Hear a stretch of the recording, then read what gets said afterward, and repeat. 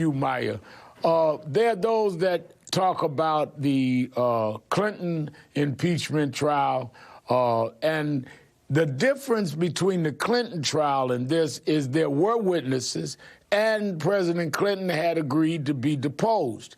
There was no one allowed to interview or depose President Trump, and he barred all of his staff and those that were in his circle from testifying. So there's really no record to go into this trial other than who testified in front of the House, and he would not let his staff members and those working in the White House to testify, which heightens the reason why many feel there's a need for witnesses. Well, I think what the public understands, that you've just summarized quite well, Reverend, is trials have witnesses, and every impeachment trial in the United States is in one form or another had some witnesses. In Clinton, it was in the form of deposed witnesses, depositions. I think it's also important to point out what was so misleading about Lindsey Graham saying, you know, Ken Starr took 5 years and somehow this is a rushed investigation and put together shoddily, which is really an effort to smear a lot of very clear evidence by essentially arguing that this was political, which is what their 7-page brief does. The reason that's so misleading is, remember that Ken Starr started by looking at a real estate deal that Bill Clinton was engaged in. It wasn't 5 years. It was a Whitewater investigation. So he's acting as if 5 years would have been some normal time span, or that any investigation has a set amount of time it must take. Every case takes its own amount of time. One of the reasons this one was quick, in addition to what you've laid out, Reverend, in terms of just, you know, the stonewalling of this administration that has earned the president an article of impeachment for obstruction, is the fact that Donald Trump and Rudy Giuliani themselves went out and made public statements saying what they did. And in addition, we had the call summary, not a transcript, but certainly a summary that then doubled down on the evidence that what they were seeking was, in effect, dirt on Joe Biden and to try to smear the Mueller probe.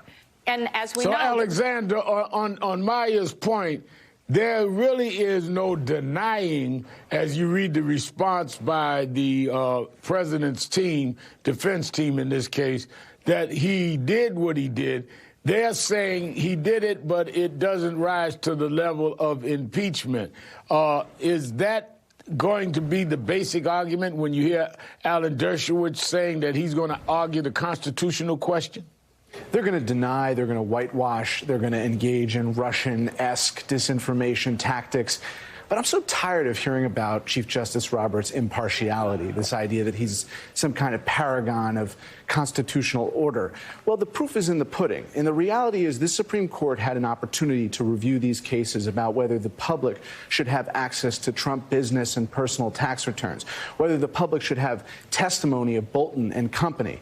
And they refused to release a timely decision in that order. So the Chief Justice knows he's intelligent, that he's presiding over this trial where there's incomplete evidence, in part because of his own cover for the Republican Party. This is a Chief Justice who sided with the majority that took voters off the rolls in Ohio for no other reason than they didn't vote or they moved.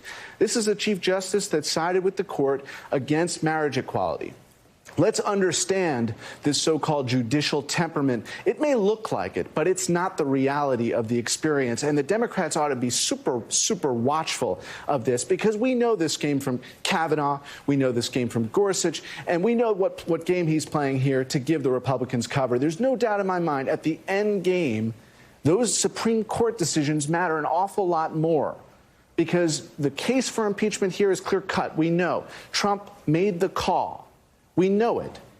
What we don't have access to yet as the public is the tax returns and the expanded testimonies that would show the pervasiveness of the unconstitutionality.